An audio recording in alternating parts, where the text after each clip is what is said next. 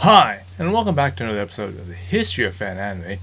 I'm your host, William Chow, and today's episode is another quick sort of episode that sort of spawned from one of the ideas that someone had suggested earlier.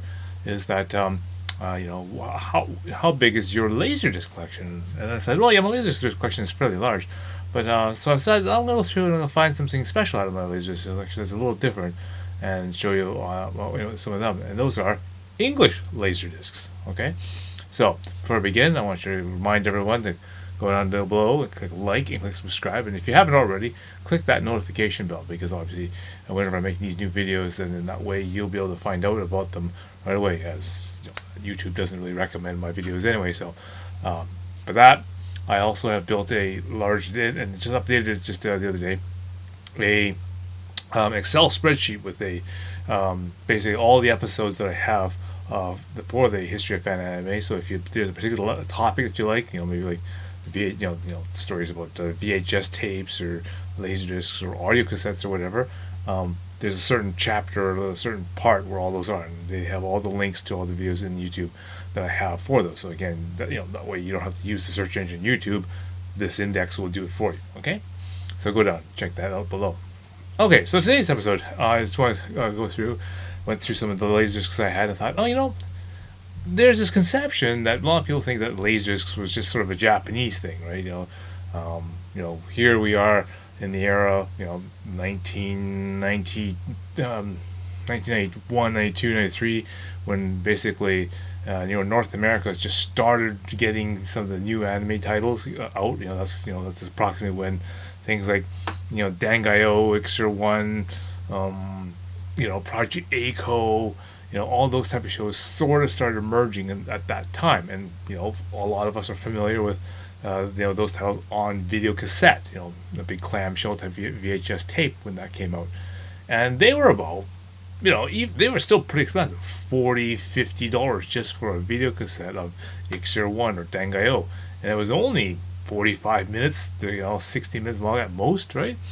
So these tapes were very expensive and very but because they're very first things that they were out, we paid to the nose through them, and that seems to be what this industry tends to like to do, just make the anime fans pay through their nose for their stuff, because they know that we're obsessed and we need to get this stuff, and the only way to get it is you have to pay through the nose to get it. And again, we're at a time where there's no other alternative, right? The only way you can watch anime is you had to get a physical tape or a physical, in this case, a physical laser disc of this thing to actually watch it. Okay, so I brought out a bunch of laser discs. Okay, that they decided, if the Japanese are really, releasing laser discs, and a lot of anime fans are, looking and asking for laser discs, why not try, some executive over at Streamline Pictures or Image, or Central Park Media or whatever, they said, all these anime fans, like Japanese things, and so Japanese are releasing anime on laserdiscs. Why not try to release anime in North America on laserdiscs? Now, of course, the major problem with this, of course, is that most of us here at that time are like, still toying with the idea of, shall we buy a VHS, machine, or should we buy a beta machine? And of course, because of the cost and everything else, I think, the VHS won that war, and so a lot of us will have a VCR or a tape player, sitting at home. Okay, but very, very few of us will actually have a laserdisc player. Although many laserdisc players are out there, but very, very, very few of us will actually have a laserdisc player. But they're banking on the fact that because you're an anime fan, you're gonna want to buy a laserdisc player, just so they can make laserdiscs, and then So I decided to pull out a bunch of laserdiscs that they released in English. Okay, so the first couple that are going to be very familiar ones, and they're very, very well brought here. Okay, so here I've got the laserdisc for Golf Force 1, so Golf Force 2 and Golf Force 3. So this is Kenichi Sonoda's Golf Force Destruction. This is probably one of my, of the three Golf Forces, I think this is probably one of my favorite ones here, this one. But yeah, so it's Golf Force 2 and Golf Force 3 here. They are both straight in Japanese with English subtitles hard coded on. Okay, there's no English dub on these ones here. You're looking at basically 50 minutes on this one and approximately 60 minutes on this one. So basically one side on the Laserdisc here, and yeah, these things are probably about, if I remember right, they're probably about $40 to get these ones. Okay, and so this is U.S. Manga's attempt to try to make some money on Laserdiscs, and they probably sold okay. I don't imagine them doing so badly on them, but they probably didn't make that many of them, and I guess some of the ones that were left over obviously got got liquidated. Okay. This is a pretty hard one to find and get. Okay, this is the Laserdisc for the movie Lensman. Okay, so this is the movie that was made and based off of the novels. Okay, made by E. Doc Smith. And again, I was a big sci-fi fan at this particular time, and so this is a really kind of a strange release. It's made by Streamline Pictures. Okay, so the game that these same guys who will bring you like the weird English dubbed Robotech, and again so this is basically the same sort of version. I do believe they say this is the Japanese version.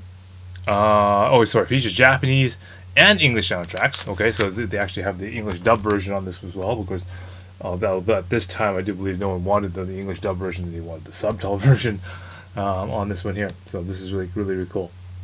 So the Lensman. So this is sort of more worth it because this is a full length movie, so it's a lot longer.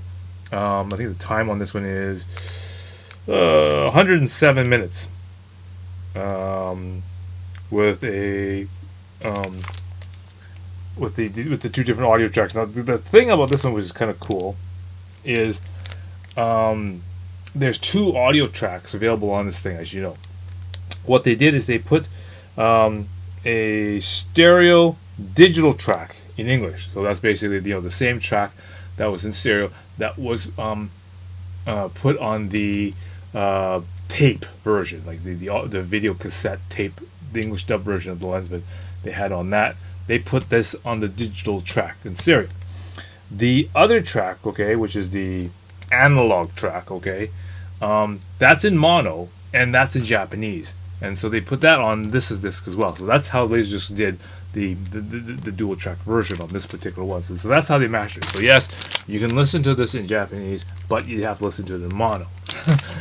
So kind of an awkward way to do this one. This is kind of but yeah. So that's streamlined for you. Okay. Okay. The other one that I would get into that was really kind of a big title at the time was this one here.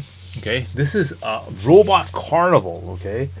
So this one is really nice because it's that Robot Carnival is if from my shows is basically an assortment of different movie or shorts. Okay. Done with the theme of robots, okay, but they are all done by different artists, okay, and they put them all together in this compilation and just made this sort of compilation movie called Robot Carnival, and it's really kind of cool because they've got different sort of art styles, if you will, but they're all done by some very famous people, okay. Kashiro Otomo does the first one, okay, so that's the guy who will bring you Akira, all right. The second one is called Starlight Angel.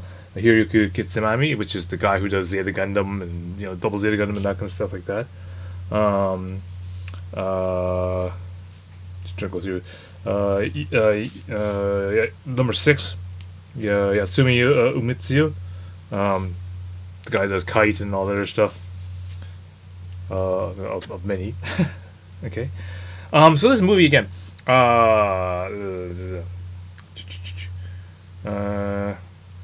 No, each segment was produced as a short film and a sequence that appears on this Laserdisc. The difference from the original Japanese and the American VHS home Laserdisc. This has been approved by Katsufumi Nomura, who's the direction person, as correcting the viewing sequence to optimize it for Laserdisc. So yeah, they had to slightly rearrange it a little bit so that it fits properly on the Laserdisc.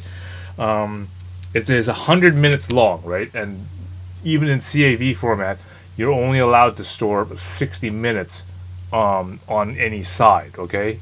And so the way you have to do it is you have to kind of make it so that, or they rearranged it in such a way that you wouldn't, cut off an episode halfway in the middle, because it's really annoying when you're watching, like, let's say about probably episode 3 or episode 4 maybe, and then all of a sudden you have to flip the disc over to the other side, right? So they rearranged the track listings for side 1 and side 2, so it would end appropriately, so that you wouldn't have to go, watching episode 5 and then going whoop, oh, and then you have to take the disc out, flip it over, put it back in, right? So so at least they did something smart on that one anyway. So that's streamlined for you.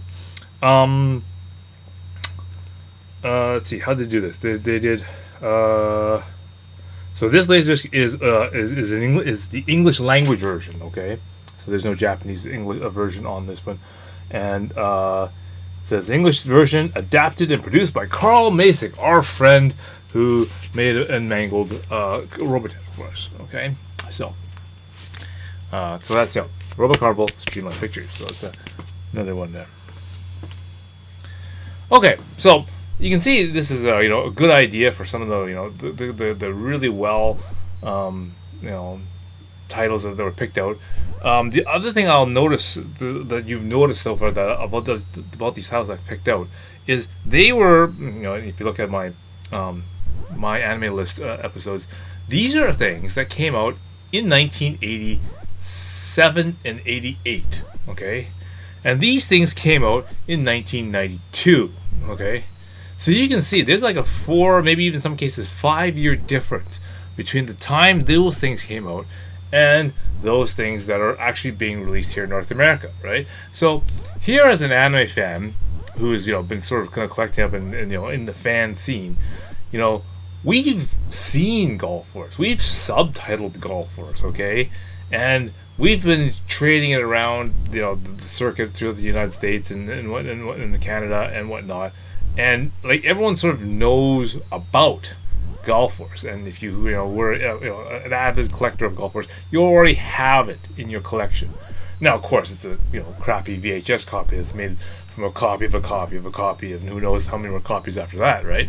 But it is a degraded, not so good looking copy. So to come up with something like this and going, hey, I can get a pristine, good looking, but the best quality copy that you could ever get at this time for Golf Force, for $30, $40, $50 dollars is, paying through the nose for it. But I mean, that's what anime fans were being taken advantage of for. So that's, those are, shall we say, the worthwhile buys. Now I'm going to get into some of the titles which would probably go in the category of I would question how much you'd spend on that. Okay, so maybe I'll start off with this one here. Okay,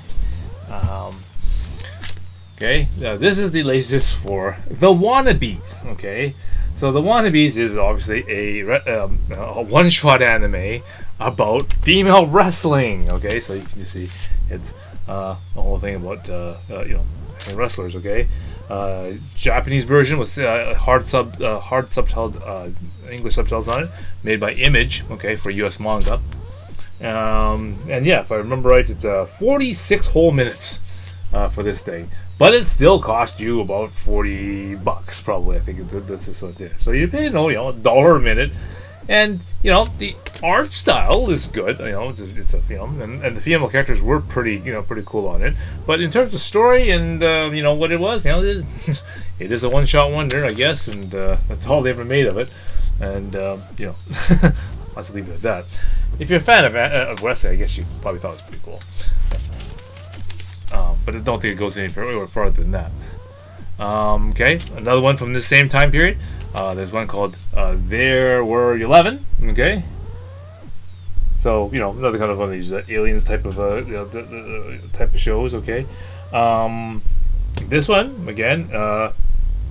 Let's see, where is it here? English. Okay, so Japanese version with English subtitles. Running time is 92 minutes, so it's a little bit longer. And yeah, it's play. Yeah, so let me show you the back here. Yeah. So yeah, it's you know, pretty good sort of release sort of thing there. You know, not a really significant anime. Probably an okay watch. All right. I didn't particularly care about the character style, but the story was all right, and you know, enough. You know, it was popular enough that people were. And no one ever, I think, really fan subbed this one. But you know, by the time this thing came out, you know, both VHS and Laserdisc versions were available for it. So this is a, you know, an okay buy at that time for $40. Go to the next one here. Here's this one. This one's called The Ultimate Teacher. Okay, so this is a pretty funny one. You know, it's that one that's really you know, bordering on hentai, but not quite. It's very close. 57 minutes. Okay, produced by Image for U.S. manga at this time. So they were, so you can tell U.S. manga was really, you know, pulling through the you know, pulling whatever titles they could out of Japan and just, you know, just randomly releasing the stuff. And you know, some of them were hits. This one was you know, relatively funny. Artworks were pretty good. The story premise was really rather kind of whacked. No other thing for it, but you know, let's see if I remember it. It has original Japanese version came out in 1988. Okay, and this particular Laserdisc came out in '93. So this is more of an illustration of that gap I've been telling you about. Right? Is that, you know. So they released this, obviously, you know, so people were trading this thing around at, you know, at the time, you know, up to 1988, you know, 89, 90, whatever. But they didn't actually officially get this released on Laserdisc and on, you know, video cassette until '93. Okay, so there's that whole whole timeline with this thing. But again, this is kind of a funny sort of it doesn't get into there.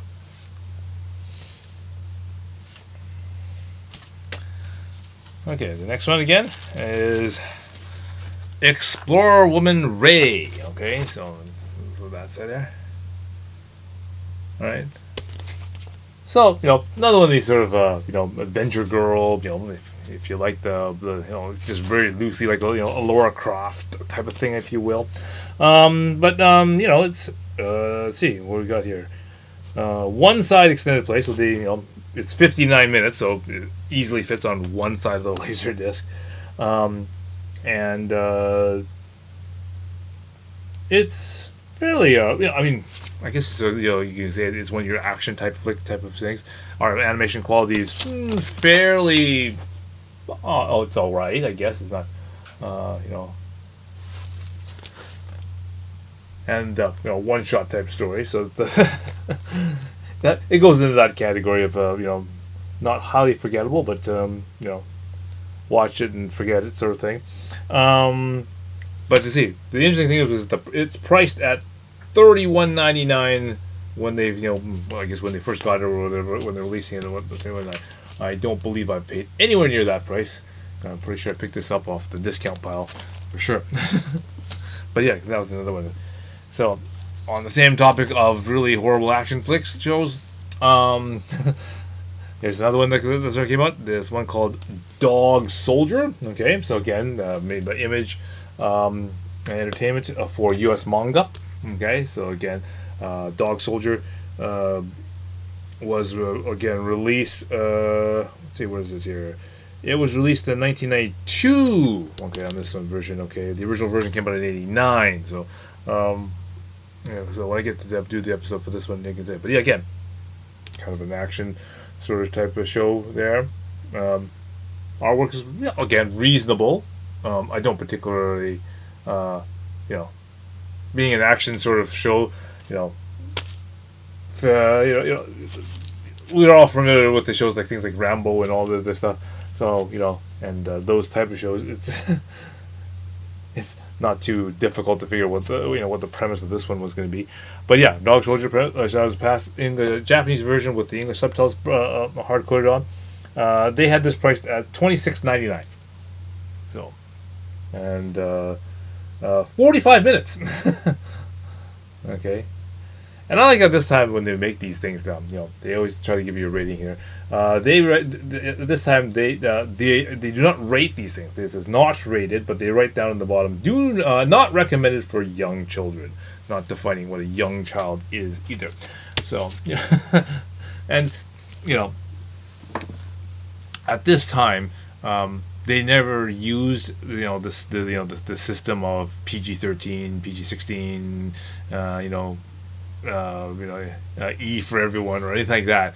At this time, they just say it's just not rated and it's just not recommended for children. So I mean, if I pulled out something that was kind of on the risque side, like this one here, okay,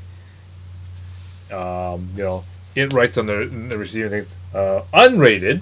Okay, so it's not rated by anything, but it's just unrated, suitable for most audiences, right? Parental discretion is advised. Okay, so yeah, right. Okay, so we got this high school principal, which is half cockroach and half human, trying to basically do things to the new teacher, right? Okay, so kind of a weird sub premise of the story there, but yeah. Okay. So I got a couple more here. Another really classic title, one called Toward the Terra. Okay, this one is done by LumaVision. Okay, and they made this one for the right stuff, i.e. Tokyo Pop. Okay, so again, Toward the Terra. Let's see, English, Japanese with English subtitles. 112 minutes, so it is a feature-length movie. The actual movie and that kind of stuff came out in I don't remember when this one came out. I remember it was fairly early, 1980. Okay, so this one was made by 1980 by the Toei. Yes, and the English subtitle version came out in 94. Okay, so literally, this is like a 14-year-old gap between Toward the Terra. Again, and 94. So this is already when the anime thing is already starting to kick in, right? They realize that, hey, Anigo released all these things like Orange Road, Bubble Crisis, and that kind of stuff, and the rights, all those guys at Central Park Media are releasing all the things like Golf Force and whatnot, and Viz is doing things like Ranma and all this other things, and here he is, right stuff. He's just getting started, hasn't even, he's just trying to get the foot on the ground. They're running out of animes to pick on, because I said, if you're picking through 1988 and you're picking Dog Soldier and Explorer Woman Ray out of the dump pile to release over here, you can kind of imagine. Well, to say, if you're going through the My Anime list that I've done, there wasn't a lot of choices of stuff from 85, 84, 83, 82, then you go to like 1980 to pull this out of the garbage, right? You're getting pretty good. So again, it is a more of a classical type of anime type of style. Kind of reminds me of Locked to Superhero, Cosmo Police Justy kind of thing. But definitely, it was a full length feature movie at that time. And definitely, it's something kind of neat to watch in terms of nostalgia. It's probably one of the older of the kind of in this era of anime that they released. But anyway, yeah. So Right Stuff decided to make this particular thing. And again, I think this was this rang in around 45 or something like that usually, because usually longer length movies are a little more expensive. But then again, they got it towards the end of the picking of the garbage heaps, as I like to refer to it, because as I said, once you start running out of animes that everyone else has sort of grabbed up, then you gotta kind of have to go further and further back, or further or more and more obscure. So yeah, I mean, you can kind of imagine, you're going to the bottom of the garbage pile, and you've already picked out things like Explorer Woman Ray and Dog Soldier and things like that, which was like, okay, I guess you're gonna have to go either deeper in the garbage pile or further back in time, right? So this is probably one of those ones, Toward the Terra. Okay. And here's another one. Okay, it's called Root Search. Okay. U.S. Made by Image again. U.S. Manga Corps. So U.S. Manga Corps did most of these ones. Prior to do it, like Pioneer. Again, I'm releasing all the things like Tenchi and Elzard and Fushuga Yugi and all that kind of stuff. But yeah, things like that. Okay. This is a 44 minutes OVA. Okay, and kind of a space sort of type of thing there. Japanese version with the subtitles. Okay, which is what Central Park Media likes to do. Just straight Japanese version. Put the hard subtitles. The subtitles on it. Don't bother doing an English dub because it costs money. So just do it straight like that, and then just release it, right? So the original version came out in 1986. Okay, so if you go to my anime thing, you can see where the is placed on that one, and they released it in '92.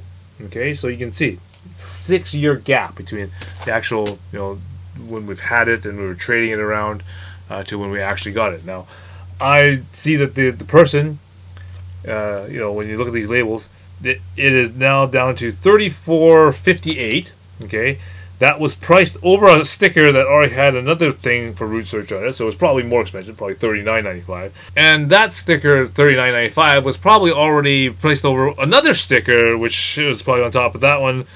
I'm gonna guess $44.50 or something like that. So yeah, not on the top of people's list of animes to get, especially on Laserdisc. Okay, again, 44 minutes. So paying like $1 a minute almost, right? Even at $34.95, I think it's that's still $1 a minute. And and you can even just see, I'm showing some different examples of this. You can see it was at this price, and then they lowered it to this price. Then they lowered it to $34.95. Then you kind of go, well, you see, there's one so many percent off, and then there's another percent off, and then there's a purple sticker showing more percent off, and then finally they covered it all up with a laser sale, which I think they kind of bundled a bunch of stuff up together, and they just kind of fired them off. So I don't think I paid a heck of a lot of these much for this particular one, but it kind of makes sense because these probably didn't sell all that well, and they sat around for a bit. Anyway, so hope you found that kind of interesting, and if you kind of are getting back into the retro phase, and you picked up your old record player, and you decided, hey, I picked up an old Laserdisc player. Why not go and have a search for these things and see how much they're worth now? I bet you they're probably worth money. Some of them probably are probably getting up in the range of how much they were least worth brand new. And then even probably worse, like more and like way more expensive than they originally probably were, and probably more than they're probably worth watching for sure. Anyway, hope you learned a little bit about that. Okay, so don't forget to click like and click subscribe, and I will see you in the next episode. All right. So until then, see you again.